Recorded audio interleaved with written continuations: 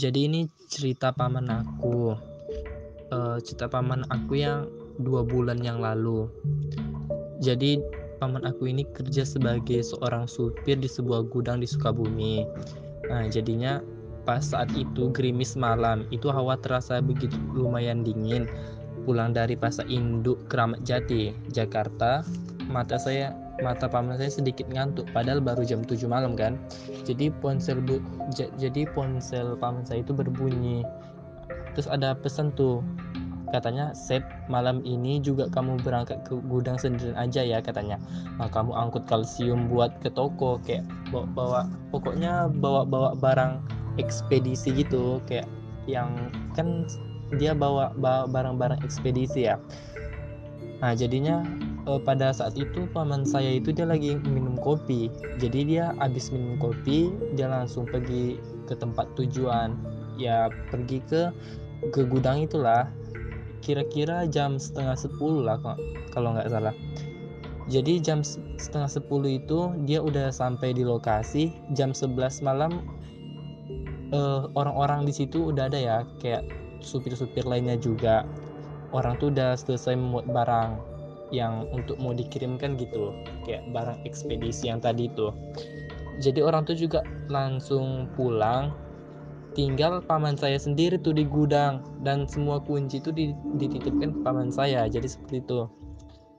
Semuanya sudah selesai kan, jadi tinggal paman saya yang berangkat dan paman saya itu hidupin mesin mobilnya, mobil truk. Dan dan naasnya ya, ban mobil paman saya itu meledak, kempes. Jadi paman saya itu bilang gini, "Sialan lah, karena kan dia sendiri nih, nggak ada orang, soalnya udah malam nih." Jadi dia nggak bisa pulang nih, nelpon-nelpon dia juga nggak bisa. Jadi terpaksa lah paman saya itu mendongkrak sendiri.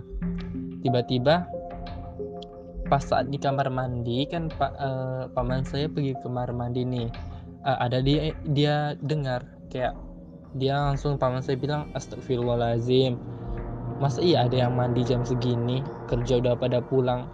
Nah, disclaimer dia disclaimer tuh dia itu ya, bannya itu meletus, kempes tuh masih di sekitaran situ. Jadi dia pergi ke WC, nah jadi dia tahu kok ada mandi jam segini. Jadi dia heran lah kenapa ada yang mandi tengah malam.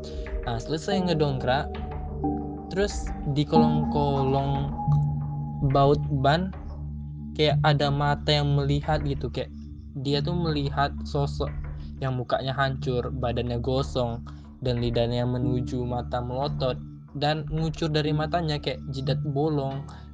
Terus pamanku kaget lah ya kan, kenapa ada di dalam gudang.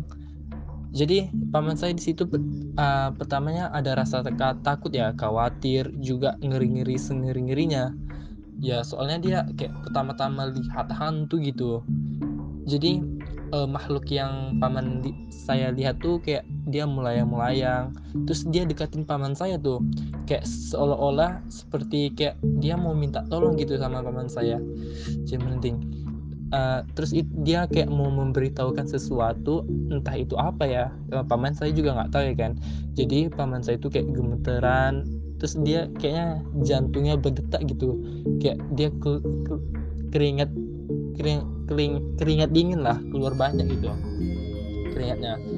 Jadi paman saya itu masuk ke kabin truk, terus dia mau nelpon kepala gudang supaya kepala gudang itu datang di gudang. Jadinya udah ditelepon tuh, paman saya masih ingat nih katanya, yang bilangnya, "Mang, cepetan ke gudang Mang, Allahu Robbi, cepatan Mang," katanya. Jadi paman saya tuh kayak panik gitulah, memanggil-manggil. Terus kepala gudangnya tuh bilang lah, "Kenapa? Apa yang di gudang? Ngomong yang jelas lah." Jadi paman saya itu terbata-bata, "Ya Allah, cepatlah ke gudang, cepatlah ke sini." Terus kata mungkin panik ya, karena paman saya panik, maka kepala gudang itu dibilang, "Iya ya, aku tunggu, iya ya tunggu," katanya. Terus paman saya tuh teriak nih, tolong, panas, tolong, katanya. Kayak gitulah, panas, panas. Itu didengar paman saya. Terus paman saya bilang, ya Allah, kenapa itu? Siapa yang minta tolong? Allahu Rabbi, kenapa ya Allah? Katanya. Dia kayak ketakutan, dia teriak-teriak. Tambah dia ada mendengar orang teriak-teriak. Jadi dia melihat ada sosok badan yang gosong, kulit melepus, usus tuh kayak terburai gitu, mukanya hancur-hancur, terus matanya tuh melotot, ngucur darah dan kayak ada bau-bau anjir gitulah, kayak bau-bau darah. Jadi paman saya tuh tutup mata tuh, terus dia tuh tengkurap di kabin truk supaya nggak bisa ngelihat. Lalu paman saya ada dengar suara motor dan ternyata yang motor itu datanglah kepala gudangnya. Terus dia teriak-teriak nih. Nah, sebut saja nama paman saya itu Asep ya. Jadi dibilang gini, Asep, kamu di mana? Nah, jadinya dipencetlah klakson itu sampai dia hampiri paman saya. Jadi dia tanya, kenapa Sep? Ada apa di sini? Terus diceritain lah dari tadi. Baru itu kepala gudang tuh menceritakan lah semuanya, karena sebut saja paman saya Asep ya. Jadi paman saya Asep tuh menceritakan yang ke belakang tadi. Jadi barulah kepala gudang itu memberitahukan kepada paman saya itu, katanya gini, dulu di sini ada kejadian gara-gara pinjam uang yang menyebabkan kayak satu orang tewas gitu, akibat kayak ada blower yang meledak dan tertimpa badannya sendiri. Kondisi mayatnya tuh kayak mengenaskan, yang kayak yang ciri-cirinya tuh kayak tadi lah, yang hancur, udah jadi hancur, kayak kepalanya hampir putus, terus isi perutnya tuh kayak keluar. Sebut saja nama pelakunya apa ya, Anton lah ya. Terus ada 3 orang pekerja lepas di sini. Sebut saja namanya itu kayak Anton, Rohman, dan si Peloy ya, sebut saja itu ya. Ini masih diceritain nih. Jadi si Rohman itu istrinya tuh mau melahirkan, dia belum punya uang, dan si Rohman itu mau pinjam uang tuh sama si Jajang dan si Peloy. Jadi Jajang dan Peloy itu janji, dia tuh mau janji tuh, aku lunasin utangku kok setelah gajian. Tapi meleset, dia nggak bayar-bayar. Itu yang dibilang kepala gudang tersebut sama om saya yang namanya Asep. Jadinya karena dia belum bayar uang, adalah perkelahian kayak si Rohman dihajar si Jajang gitu. Abis itu ditendang si Peloy. Jadi si Rohman tuh jatuh tepat di mesin blower. Si Rohman itu tewas di tempat.